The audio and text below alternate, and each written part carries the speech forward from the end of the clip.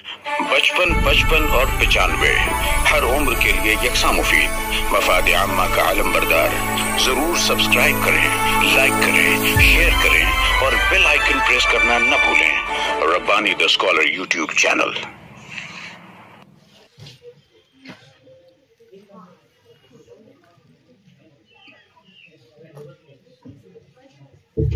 आप लोगों की समातों के हवाले मोहतरम मोहम्मद अब्दुल्ला जाबिर साहब।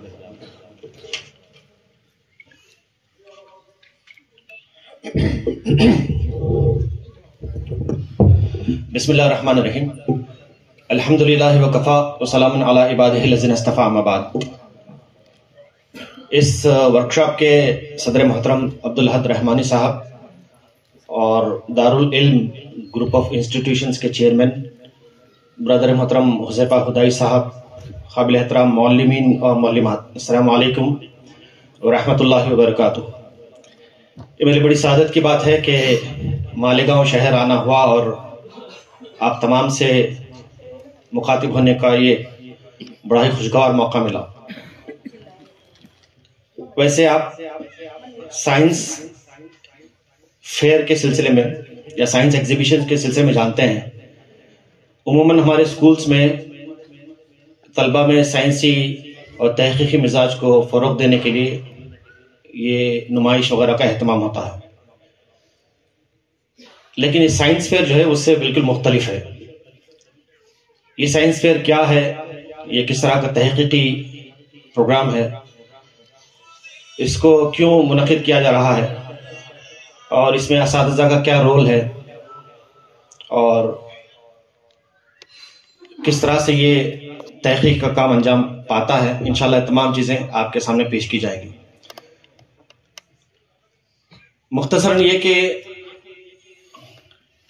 साइंसी तहकीक के सिलसिले में ये बात बहुत ही शिद्दत के साथ पेश की जाती है कि हमारे इस मुल्क में इसके मिजाज को फ़रोग़ देना चाहिए। उसकी बुनियादी वजूहात में से एक अहम तरीन वजह यह है कि 1930 के बाद से लेकर आज तक किसी भी हिंदुस्तानी साइंसदान ने साइंस के मैदान में नोबेल प्राइज़ हासिल नहीं किया है। तकरीबन 94 साल हो गए हैं, अभी भी हम मुंतज़िर हैं कि कब इंडिया को साइंस की फील्ड में नोबेल प्राइज़ मिलेगा। इसके अलावा भी बहुत सी वजूहात हैं, उनका जिक्र आपके सामने किया जाएगा। तो इस प्रेजेंटेशन में पहले तो उन वजूहात का मुख्तसर जिक्र किया जाएगा आपके सामने, फिर उसके बाद में बताया जाएगा कि साइंस फेयर क्या है और किस तरह से इसको मुनक़िद किया जाता है।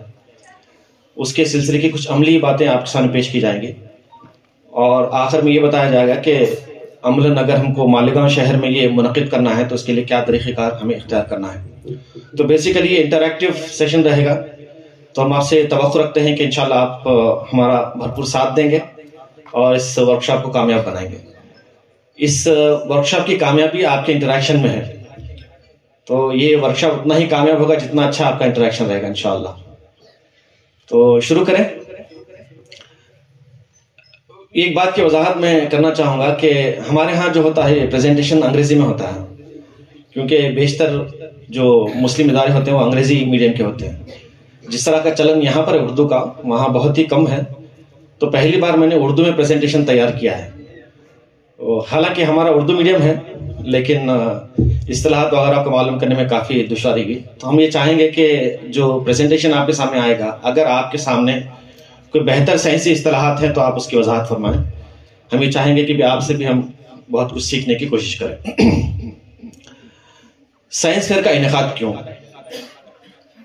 क्यों हम ये साइंस फेयर मुनक़िद करना चाह रहे हैं, तो उसकी जो वजूहात हैं उसमें सबसे पहली वजह यह है कि हमारे इस मुल्क के दस्तूर में ये बात बताई गई है कि बहैसियत हिंदुस्तानी शहरी के ये हमारी जिम्मेदारी है, बुनियादी जिम्मेदारी है कि हम साइंसी मिजाज को फ़रोग़ दें। ये उसकी वजाहत है, आप देख सकते हैं कि हमारे दस्तूर के चौथे हिस्से की शिक में, पहली शिक में ये बात बताई गई है कि हमारी बुनियादी जिम्मेदारी है कि हम साइंसी मिजाज को फ़रोग़ दें।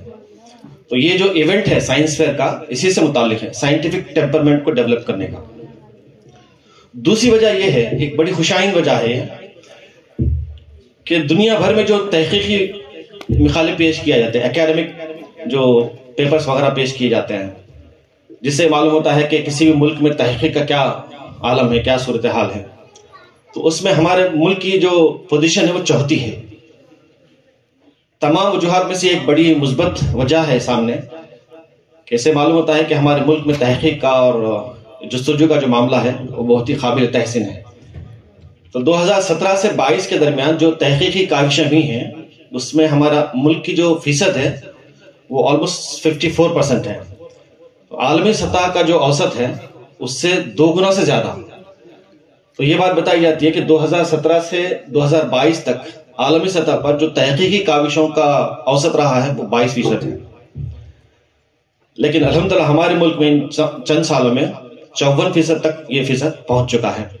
اگر آپ اسپیسیفکلی یہ جائزہ لیں کہ یہ بات کیوں کہی جا رہی ہے تو معلوم ہوتا ہے کہ ہمارا ملک ہے نا 4تھے نمبر پر ہے چائنا، امریکہ اور برٹن کے بعد. آپ یہ تصویریں وغیرہ نہ لیں، یہ پریزنٹیشن آپ کو دیا جائے گا. کوئی ایسی بات جو آپ کو سمجھ میں آتی ہے وہ لکھیں آپ. باقی یہ جو چیزیں آپ کو نظر آ رہی ہیں انشاءاللہ آپ کو دی جائے گی. یہ پریزنٹیشن آپ کے لیے ہے. اس کی PDF فائل ہمارے حذیفہ صاحب کو ہم دیں گے، انشاءاللہ وہ آپ تک پہنچا دیں گے. تو آپ دیکھ سکتے ہیں تحقیقی مقالے جو لکھے گئے ہیں 2017 سے 22 تک ہمارے ملک میں 1.3 ملین ہے، مطلب 13 لاکھ. تقریباً 45 لاکھ چائنا کا ہے، 44 لاکھ امریکہ کا ہے اور 13 لاکھ تقریباً برٹن کا ہے. اور ہمارا جو ملک ہے وہ 4تھے نمبر پر ہے. مطلب یہ ہے کہ جس انداز سے ملک کی پیشرفت ہو رہی ہے اس میں تحقیق کا ایک بہت ہی اہم مقام ہے. تو ہم یہ چاہیں گے کہ ہمارے طلبہ بھی اس سے ہم آہنگ ہو. ہمارے تعلیمی اداروں میں بھی تحقیق کا جو کام ہے وہ شروع ہی سے ہوتا رہے تاکہ آگے چل کر ہمارے طلبہ اس میدان میں اپنا کنٹریبیوشن دے سکیں. یہ دوسری وجہ ہے. تیسری وجہ یہ ہے، آپ دیکھ سکتے ہیں کہ ہمارے ملک میں ہم 15 لاکھ انجینئرس پروڈیوس کرتے ہیں ایوری ایئر اور تقریباً 80,000 ڈاکٹرز فارغ ہوتے ہیں. یہ ایلوپیتھی ہے یا دوسرے سٹریمز آف جو میڈیسن ہے وہ ہیں. اس کے علاوہ جو پوسٹ گریجویٹس ہیں وہ ان کی تعداد الگ. لیکن اگر آپ کم سے کم تعداد مانیں تو تقریباً 16 لاکھ ڈاکٹرز اور انجینئرس ہم ہر سال پروڈیوس کرتے ہیں. تو یہاں سوچنے کی بات یہ ہے کہ ان میں سے ایسے کتنے سائنٹسٹ بنتے ہیں جو ملک کی اعلیٰ سطح پر نمائندگی کرتے ہیں. سوچنے کی بات ہے. تقریباً 16 لاکھ کوئی معمولی تعداد نہیں ہے. یہ بڑی محتاط تعداد بتائیے. اگر آپ پرائیویٹ انسٹیٹیوشنز کو لیں، مختلف اسٹریمز آف میڈیسنز کو لیں تو یہ تعداد اور بڑھ سکتی ہے. لیکن کم سے کم اگر آپ مان کے چلیں تو تقریباً 16 لاکھ ہم طلبہ کو فارغ کرتے ہیں اپنے اداروں سے اعلیٰ تعلیم دے کر. لیکن صورتحال آپ کے سامنے ہے، جیسا کہ کہا گیا کہ یہ ہمارے جو سائنسدان ہیں جنہوں نے نوبل پرائز لیا ہے مختلف میدانوں میں. آپ دیکھ سکتے ہیں سائنس کے میدان میں جو انہوں نے نوبل پرائز لیا ہے ان میں سے ہرگوبند کھرانا صاحب ہیں 1968 میں. یہ انڈین بورن امریکن سائنٹسٹ ہیں، انڈیا میں پیدا ہوئے لیکن American as an American citizen ان کو نوبل پرائز دیا گیا. اسی طرح سے چندر شیکھر صاحب نے 1983 میں نوبل پرائز حاصل کیا. یہ again Indian born American astro physicist ہیں. پھر اسی طرح سے بھارتی نژاد برٹش امریکن سائنٹسٹ ہیں وینکٹ رمن راماکرشنن، ان کو 2009 میں نوبل پرائز ملا.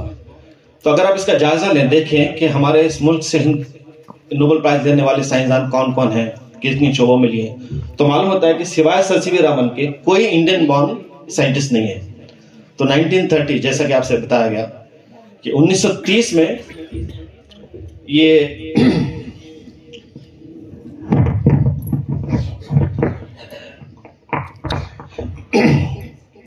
یہ نوبل پرائز لیا گیا تھا. تو یہ کیوں ہوا ایسا؟ کیا وجہ ہے کہ ہمارے جو طلبہ ہیں جو لاکھوں کی تعداد میں فارغ ہوتے ہیں ان میں سے ایک بھی ایک سال میں کوالیفائی نہیں ہوتا؟ کیا وجہ ہو سکتی ہے؟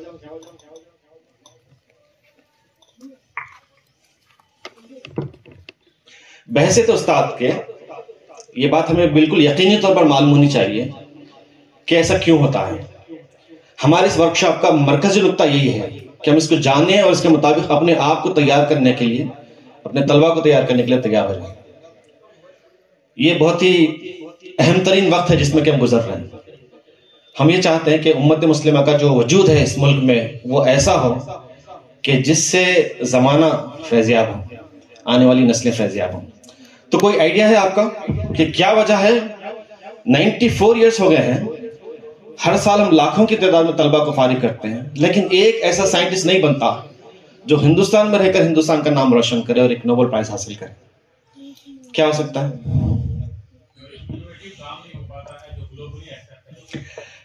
اچھا، ویری گڈ. جی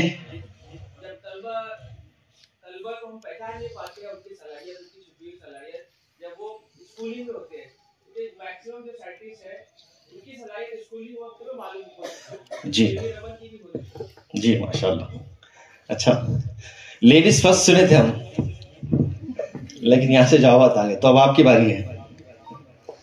بالکل فرینکلی آپ ڈسکشن کریں. دیکھیے اس میں ایسا ہی ہوتا ہے، سائنس جب ہم بولتے ہیں نا تو وہاں پر فرینکنس آتا ہے. میں اور آپ ایک ہی ہیں، فرق یہ ہے کہ آپ وہاں بیٹھے ہیں، یہاں ٹھہرا ہوں، بس ہم سب سیکھنے والے ہیں یہاں پر. جی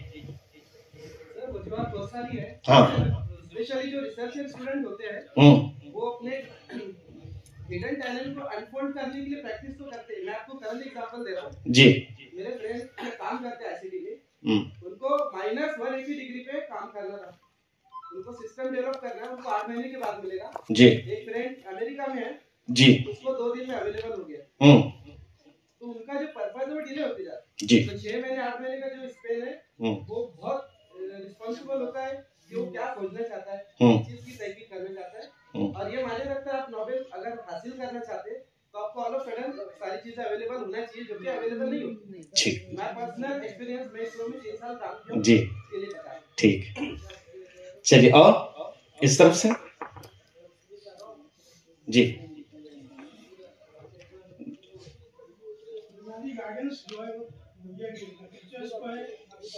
جی جی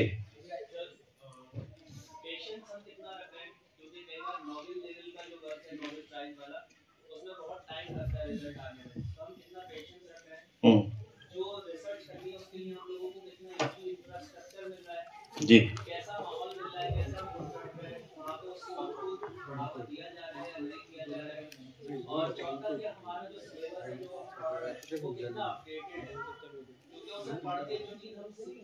جی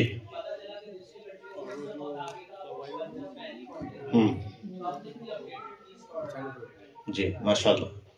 بہت ہی اچھی باتیں آپ کے سامنے آئی. تمام جو باتیں ویلڈ ہیں، کچھ ہمارے نظم سے متعلق ہیں، کچھ ہمارے اپنی کمزوریوں سے متعلق ہیں، کچھ حکومتی نظام سے متعلق ہیں.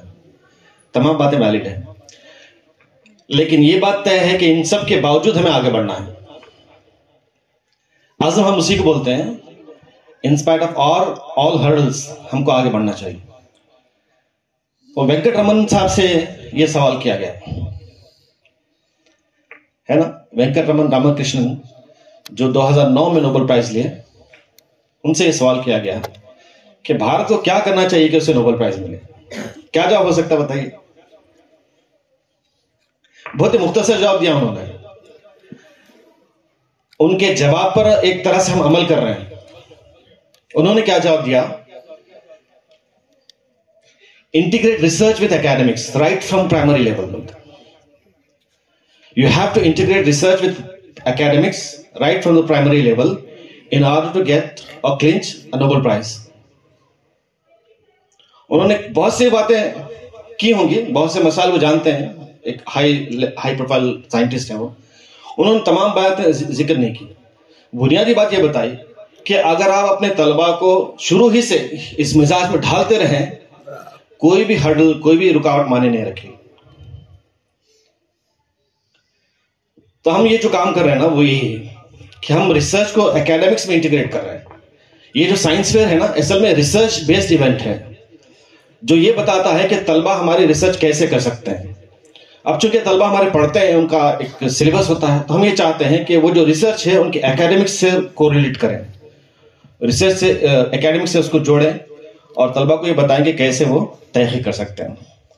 تو بہرحال ہم نے وینکٹ رمن راما کرشنن صاحب سے ایک ایسی خیال آیا کہ ہم کئی سالوں سے کر رہے ہیں سائنس فیئر، اور ہر جگہ ہم ان کا حوالہ دیتے ہوئے بتاتے ہیں کہ ریسرچ کو اکیڈمک سے انٹیگریٹ کرنا چاہیے. تو ایک مرتبہ خیال آیا کہ کیوں نہ اس بات کو ان تک پہنچایا جائے کہ دیکھیے وینکٹ رمن صاحب آپ کی بات پر ہم عمل کر رہے ہیں. تو پچھلے اگست میں کچھ مہینے پہلے میں نے ان کو میل کر کے بتایا کہ آپ نے جو جواب دیا تھا کہ ریسرچ کو اکیڈمک سے انٹیگریٹ کرنا چاہیے, ہم اسی کی بنیاد پر یہ سائنس فیئر آرگنائز کرتے ہیں مختلف اسٹیٹس میں. تو انہوں نے, آپ کو یقین نہیں ہوگا, امیڈیٹلی چند گھنٹوں میں ہم کو جواب دیا. جواب میں وہی ریزنز ہیں جو آپ نے بتائے ہیں, انہوں نے ان ریزنز کو یہاں پر ذکر کیا ہے. وینکٹ رمن راماکرشنن صاحب نے اس ایفرٹ کو بہت ہی اپریشیٹ کیا اور بتایا کہ اس کو آپ کنٹینیو کریں, اور ساتھ ساتھ یہ بھی بتایا کہ حکومتی سطح پر کیا ہونا چاہیے. چلیے آخری وجہ, 3 وجوہات میں نے بتائی. پہلی وجہ کیا ہے جی؟ ہاں, دستور میں ذکر ہے اس کا. دوسری وجہ, ریسرچ میں ہم الحمدللہ آگے بڑھ رہے ہیں تو ہم کو مزید آگے بڑھانا چاہیے اس میدان میں طلبا کو. تیسری وجہ وہ کنسرن ہے ہمارا کہ ہم نوبل پرائز حاصل نہیں کر رہے. چوتھی وجہ کیا ہو سکتی ہے؟ آخری وجہ ہے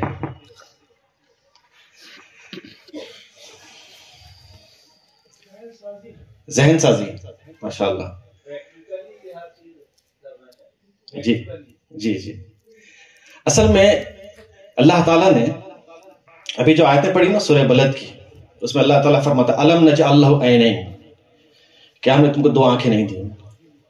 کیا خاص بات ہے اس میں جی؟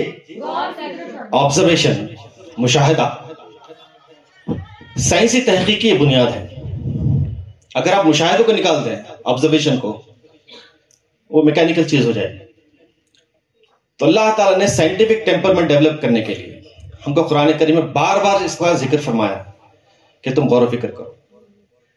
مور دین 700 ٹائمز آپ کو قرآن کریم میں ملے گا یہ حکم کہ آپ کو غور و فکر کرنا چاہیے, نماز پڑھنا چاہیے, روزہ رکھنا چاہیے. وہ تو عبادت ہے نا, اس سے ہم مسلمان ہونے کے ایسے ایسے جانے جاتے ہیں. لیکن اس سے بڑھ کر جس کا ذکر اللہ نے کیا ہے وہ ہے ہماری فیکلٹیز کا استعمال, ہے نا. تو کیا وجہ ہو سکتی ہے؟ یہ آیت ہے سنورہم آیاتنا فی الآفاق وفی انفسہم. اللہ فرماتا ہے کہ ہم اپنی آیات, اپنی نشانیاں دکھائیں گے تمہیں. کیوں دکھائیں گے؟ کیونکہ ہم نے تم کو 2 آنکھیں دی. کہاں کہاں دکھائیں گے؟ اللہ تعالیٰ نے کہا آفاق میں اور انفس میں. تو مطلب پورا زمین, آسمان اور آپ کا وجود, یہ تمام کا تمام جو ہے اللہ کی آیات سے بھرا پڑا ہے.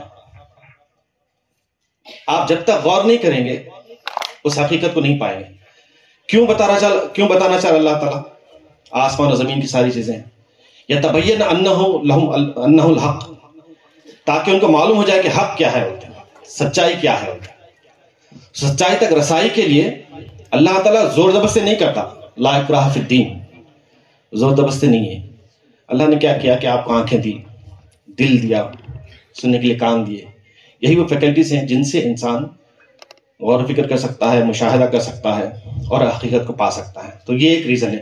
ہم غور و فکر کے ذریعے سے طلبہ اور طالبات کو اس بات پر آمادہ کرتے ہیں کہ وہ مشاہدے کو اپنا ایک زندگی کا حصہ بنا لیں. ٹھیک ہے, تو یہ بنیادی وجوہات ہیں, اس کی بنا پر ہم سائنس فیئر کا انعقاد کرتے ہیں. اچھا, کب تک چلے گا یہ سیشن؟ کیونکہ ہم 10:30 کو کراس کر چکے ہیں پہلے, مگر دوپہر میں پھر ایک سیشن ہے.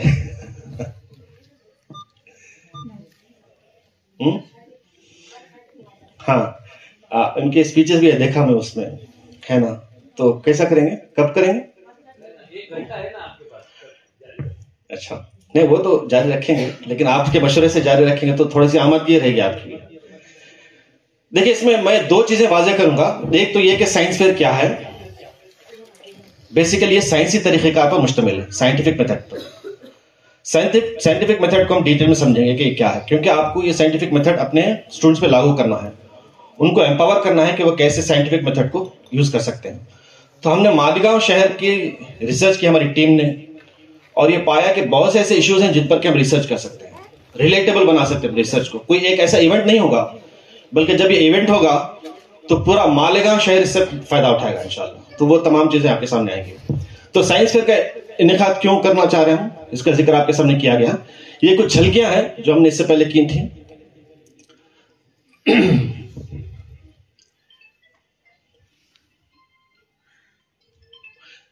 الگ الگ مقامات پر اس کا انعقاد ہوا.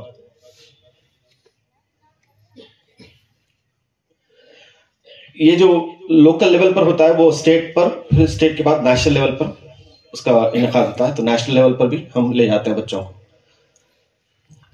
یہ لاسٹ ایئر کا ہے.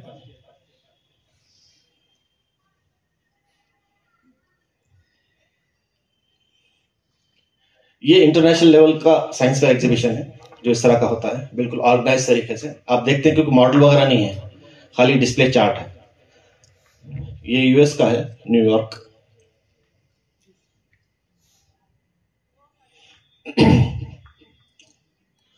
سائنس فیئر کیوں, اس کا ذکر آپ کے سامنے کیا گیا. یہ 4 بنیادی وجوہات ہیں. ایک تو یہ کہ ہم چاہتے ہیں کہ تحقیق کا تعلیم میں انضمام ہو جائے, اس کو انٹیگریٹ کیا جائے. پھر سائنٹیفک ٹیمپرمنٹ کا ڈیولپمنٹ ہے. پھر مختلف سطحوں پر جو سائنسی ایڈوانسمنٹ ہو سکتا ہے, سائنسی ترقی ہو سکتی ہے, اس میں ہمارا تعاون ہونا چاہیے. پھر اسی طرح سے اسکول اور والدین کے درمیان اشتراک, partnership between parents and schools. Science fair کے ذریعے سے آپ اس کو انشور کر سکتے ہیں. اگر ہم اپنے طلباء کو تحقیق میں انوالو کریں تو ان کے والدین بھی اس میں شامل ہو جاتے ہیں.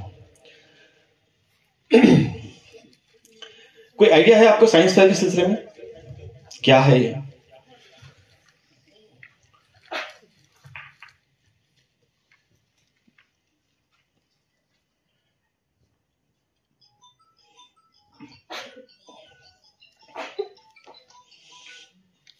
سائنس ایگزیبیشن یا سائنسی نمائش نہیں, سائنس فیئر. سائنس فیئر میں اصل کیا ہوتا ہے کہ آپ ایک سوال وضع کرتے ہیں اور اس کا جواب تلاش کرتے ہیں. سمپل.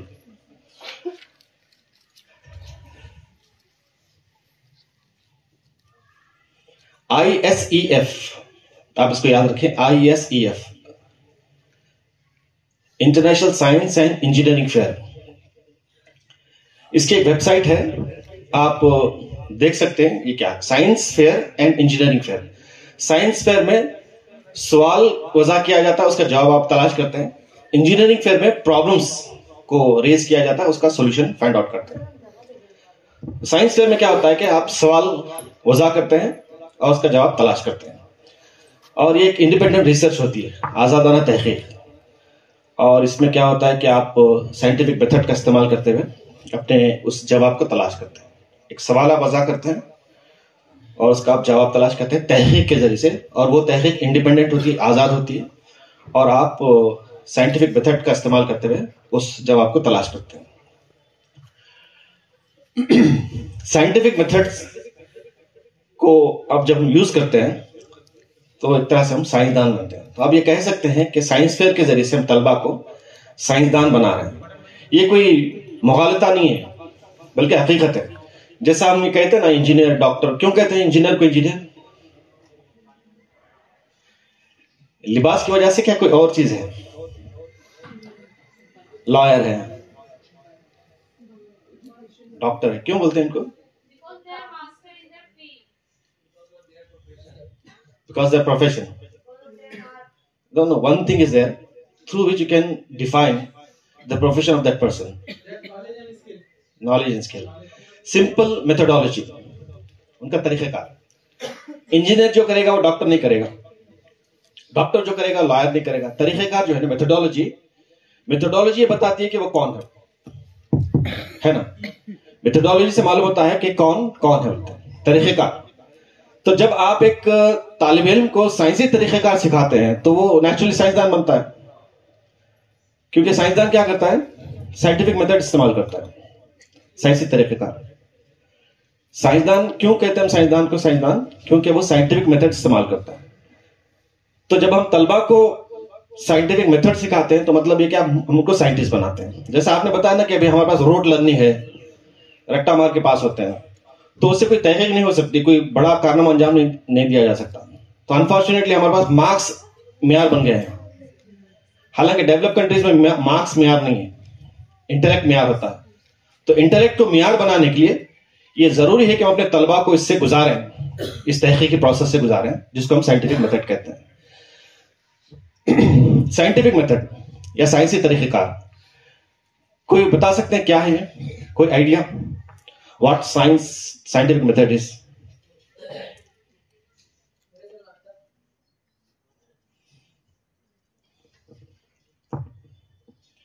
یہ اصل ہے. دیکھیے, اگر اس میں ہمارے اساتذہ ماہر ہو جائیں, واقف نہیں ماہر, تو اپنے طلباء کو جس طرح سے چاہے گائیڈ کر سکتے ہیں. یہ بہت ہی سمپل ہے, بہت زیادہ پیچیدہ نہیں ہے. اگر آپ سرچ کریں تو کئی سٹیپس بتائے جاتے ہیں سائنٹیفک میتھڈ میں, لیکن ہم اس کو بہت ہی سمپلیفائی کر دیا تاکہ آسانی سے یاد بھی ہو جائے, اس پر ہم عمل بھی کر سکیں. سائنٹیفک میتھڈ میں اصل میں کچھ سٹیپس ہوتے ہیں. سائنس فیئر کس کو کہتے ہیں؟ پہلا جو تھا کیا تھا؟ سوال کا جواب معلوم کرنا. تو مطلب یہ کہ پہلا جو سٹیپ ہو سکتا ہے وہ سوال ہے نا. اب جواب کیسے معلوم کریں گے؟ جواب کیسے معلوم کریں گے؟ کچھ کریں گے نا آپ. ہاں, جو کریں گے نا وہی دوسرے سٹیپس ہوتے ہیں. تو سمپل کیا ہے اس میں سائنسی طریقہ کار میں 5 سٹیپس ہیں. آپ کو گیس کرنے کے لیے یہاں پر کچھ کلپ آرٹس دیے گئے ہیں. تو پہلا جو بلب روشن ہو رہا ہے وہ سوال ہے آپ کا, ٹھیک ہے. دوسرا کیا ہو سکتا ہے بتائیے؟ لکھنے سے. کیا لکھیں گے آپ؟ ایگزیکٹلی کیا لکھیں گے؟ ایزمپشن, نو, مفروضہ, ہائپوتھیسس. دوسرا کیا ہے؟ مفروضہ. اس کے بعد اس مفروضے کو کیا کریں گے آپ؟ پریکٹیکل کے ذریعے سے کریں گے, ایکسپیریمنٹ, تجربہ. اس کے بعد میں کیا کریں گے؟ نتائج کریں گے, نتائج کا انالیسس کریں گے. اس کے بعد میں آپ اعلان کر دیں گے. سمپل 5 سٹیپس ہیں اس کے. آپ لکھیے, میں دے رہا ہوں اس کو. کتنے ہیں سٹیپس؟ سوال کے بعد مفروضہ, کے بعد تجربہ, اس کے بعد نتائج, اس کے بعد میں اعلان. لیکن ان تک پہنچنے کے لیے آپ کو مزید کچھ کرنا پڑے گا. مثلا یہ کہ سوال ہے, یہ سوال آپ کیسے پیدا کر سکتے ہیں؟ کس کے ذریعے سے؟ کس کے ذریعے سے؟ غور و فکر کے ذریعے سے. تو غور و فکر کیا ہوگا؟ پہلا سٹیپ ہوگا مشاہدہ. بغیر مشاہدے کے آپ سوال نہیں پیدا کر سکتے, سوال وضع نہیں کر سکتے. تو یہ پہلا سٹیپ کیا ہوگا آپ کا؟ مشاہدہ. مشاہدے کے بعد آپ کے سامنے سوال آئے گا. پھر اس کے بعد کیا ہو سکتا ہے؟ مفروضے سے پہلے غور و فکر. غور و فکر مطلب آپ نے کیا, پھر آپ نے سوال پیدا کر لیا. تجزیہ کرنا, اس کو ہم بولتے ہیں بیک گراؤنڈ ریسرچ, پس منظر تحقیق. صحیح ہے کیا یہ بیک گراؤنڈ ریسرچ؟ ہاں, لٹریچر ریویو کرنا چاہیے. یعنی اگر آپ نے کوئی سوال وضع کیا ہے, مثلا یہ کہ مالیگاؤں شہر میں جو ہینڈلوم انڈسٹریز ہیں اس کے ذریعے سے جو پولوشن پھیل رہا ہے, ہم اس کو کیسے کنٹین کریں گے؟ کون کون سا پولوشن ہے؟ کاٹن ڈسٹ کا, یعنی ایئر پولوشن ہے, واٹر پولوشن ہے, اینڈ ساؤنڈ پولوشن ہے. ٹھیک ہے, کوئی ایک چیز آپ لیں, air pollution. How to control air pollution in Malegaon city because of the cotton dust. یہ آپ کا سوال ہو گیا. اب ظاہر بات اس کا جواب آپ کو ایسے نہیں ملے گا, تحقیق کرنی پڑے گی. تو ریلیونٹ جو ریسرچ بھی ہے اس پر اور اس سے متعلق جو کام ہوا ہے اس کی آپ اسٹڈی کریں گے. پوری اسٹڈی کرنے کے بعد آپ کا ایک ذہن بنے گا. اس کے بعد میں آپ کا مفروضہ آئے گا کہ اس کا پاسبل آنسر یہ ہو سکتا ہے. مفروضہ کیا ہوتا ہے؟ ہائپوتھیسس کیا ہوتا ہے؟ That is your possible answer, possible answer to your question. Question جو تھا اس کا ایک جواب آپ دیتے ہیں, وہ ہائپوتھیٹیکل ہوتا ہے, مفروضہ ہوتا ہے, اس کا ایزمپشن ہوتا ہے, ایک خیال ہوتا ہے آپ کا. اس خیال کو چیک کرنے کے لیے آپ ایکسپیریمنٹ کرتے ہیں اور آپ بتاتے ہیں کہ آپ کا جو خیال تھا وہ صحیح تھا. یہی اصل میں سائنس فیئر ہے. تو تحقیق ہونی چاہیے, پس منظر تحقیق, مفروضے سے پہلے. پھر تجربے سے پہلے کیا کریں گے آپ؟ ایکسپیریمنٹ سے پہلے کیا کرتے ہیں؟ اس کا پروسیجر لکھتے ہیں نا. تو وہ اسٹیپ ہوگا آپ کا عملی طریقہ کار, پروسیجر کیا ہوگا اس کا. تو اسی طرح سے نتائج جب آپ کے سامنے آئے تو آپ اس کو چیک کریں گے، اعداد و شمار جو آپ کو ملے گا، ڈیٹا جو ملے گا اس کو آپ چیک کریں گے، اس کے بعد میں کیا ہوگا، اعلان ہو جائے گا. تو اس طرح سے مختصراً اگر آپ بیان کریں سائنسی تحقیق کو مراحل کے اعتبار سے تو 5 سٹیپس ہیں اس کے. اگر مزید تفصیل سے آپ بتانا چاہیں تو 9 اس کے سٹیپس ہیں، لیکن اگر آپ 5 یاد رکھ لیں تو باقی کے جو 4 ہیں وہ خود بخود آپ کو معلوم ہو جائیں گے. ٹھیک، چلیے پہلا جو ہے، پہلا کیا ہے،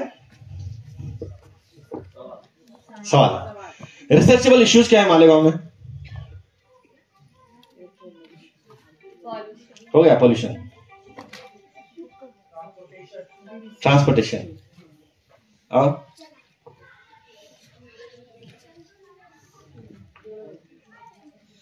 ہماری ایک ٹیم ہے ایکچولی. جب ہم کہیں جاتے ہیں نا تو جانے سے پہلے وہاں کے مقام کا پورا ریسرچ کرتے ہیں کہ کیا ہے، کون ہے آپ، کہاں سے آئے ہیں، کیا کیا اس میں دشواریاں ہیں وغیرہ وغیرہ. تو ہمارے ریسرچ کے حساب سے آپ اس میں ماڈیفائی کر سکتے ہیں، حذف و اضافہ ہو سکتا ہے، پوری گنجائش ہے. ہمارے حساب سے یہ تمام چیزیں آپ کے ہاں قابل تحقیق ہیں، ان پر آپ تحقیق کر کے یہاں کے لوگوں کو رہنمائی دے سکتے ہیں. کیا کیا ہے؟ اوور فلوئنگ ڈرینس ہیں، ہیلتھ ایشوز ہیں، ہیبٹس ہیں، آپ اس پہ کر سکتے ہیں.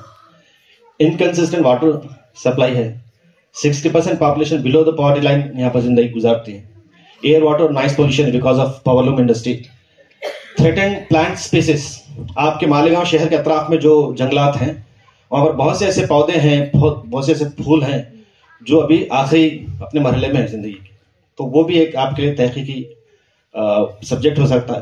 ویسٹ مینجمنٹ، معلوم آپ کو کتنا ویسٹ آپ کے یہاں؟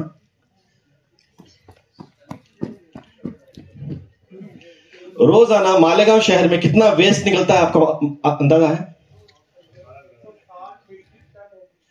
جی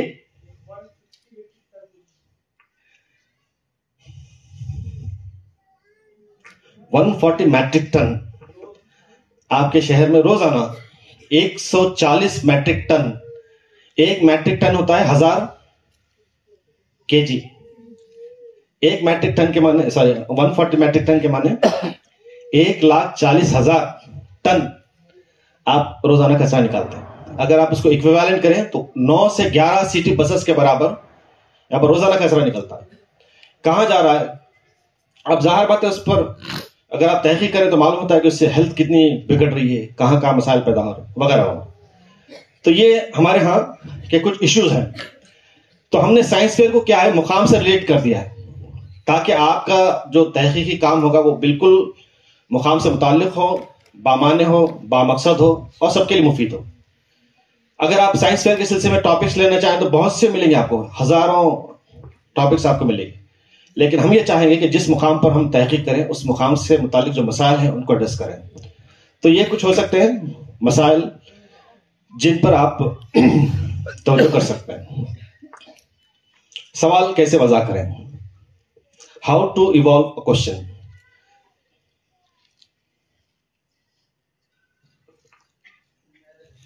مشاہدے کے ذریعے سے ہے نا، یہ تمام چیزیں ہیں. دیکھیے زندگی میں ابھرنے والے مسائل، آپ کے مشاغل وغیرہ جو ہیں، ہیبٹس جو ہوتے ہیں، ان کے ذریعے سے آپ کو آئیڈیاز مل سکتے ہیں، اسکول کے کاموں سے متعلق وغیرہ وغیرہ. تو ہم کچھ پریکٹیکلی ڈیمونسٹریٹ کر کے دیکھیں گے. اب یہ تصویر ہے آپ کے سامنے، اس کو آپ بغور دیکھ کر تحقیقی سوال وضع کریں. سوال یس اور نو کا بھی ہو سکتا ہے. سوال ایسا ہونا چاہیے جس پر کہ تحقیق کی جا سکے، یہ اصل امپورٹنٹ بات ہے. مثال کے طور پر آپ کے گھر میں الیکٹریسٹی ہے یا نہیں؟ آپ کے گھر میں الیکٹریسٹی ہے، کیا جواب ہوگا؟ یس اور نو ہو سکتا ہے. لیکن اگر سوال یہ ہو کہ آپ کے گھر میں الیکٹریسٹی کتنی کنزیوم کی جاتی ہے تو کیا ہوگا؟ تحقیقی ہوگا. تو سوال کی نوعیت ایسی ہونی چاہیے جس پر کہ تحقیق کی جا سکے، یس اور نو نے. آپ بتائیے کیا کیا سوالات ہو سکتے ہیں اس میں؟ جی مائی ریڈنگ روم، کیا ریڈنگ روم، کیا تحقیق ہو سکتی ہے اس پہ؟ تو اس کو سوال بنائیے آپ، یہی اصل چیز ہے. دیکھیے پلانٹس اس میں تحقیق کیا ہے؟